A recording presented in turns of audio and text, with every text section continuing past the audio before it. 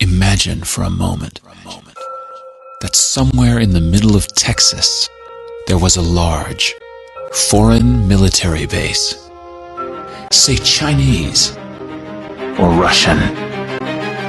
Imagine that thousands of armed foreign troops were constantly patrolling American streets in military vehicles. Imagine they were here under the auspices of keeping us safe, or promoting democracy, or protecting their strategic interests. Imagine that they operated outside of U.S. law and that the Constitution did not apply to them. Imagine that every now and then they made mistakes or acted on bad information and accidentally killed or terrorized innocent Americans, including women and children, most of the time with little or no repercussions or consequences. Imagine that they set up checkpoints on our soil and routinely searched and ransacked entire neighborhoods of homes. Imagine if Americans were fearful of these foreign troops and overwhelmingly thought America would be better off without their presence. Imagine if some Americans were so angry about them being in Texas that they actually joined together to fight them off in defense of our soil and sovereignty because leadership in government refused or were unable to do so.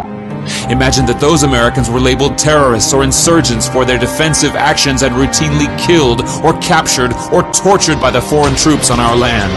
Imagine that the occupiers' attitude was that if they just killed enough Americans, the resistance would stop, but instead, for every American killed, 10 more would take up arms against them, resulting in perpetual bloodshed.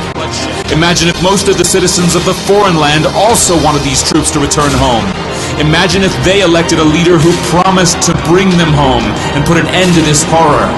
Imagine if that leader changed his mind once he took office. The reality is that our military presence on foreign soil is as offensive to the people that live there as armed Chinese troops would be if they were stationed in Texas. Shutting down military bases and ceasing to deal with other nations with threats and violence is not isolationism. It is the opposite. Opening ourselves up to friendship, honest trade, and diplomacy is the foreign policy of peace and prosperity. It is the only foreign policy that will not bankrupt us in the short order, as our current actions most definitely will.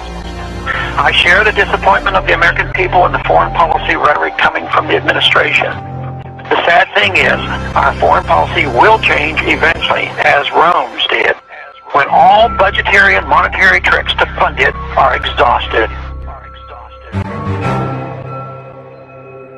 Click here to learn how Ron Paul is America's strongest presidential candidate on national defense.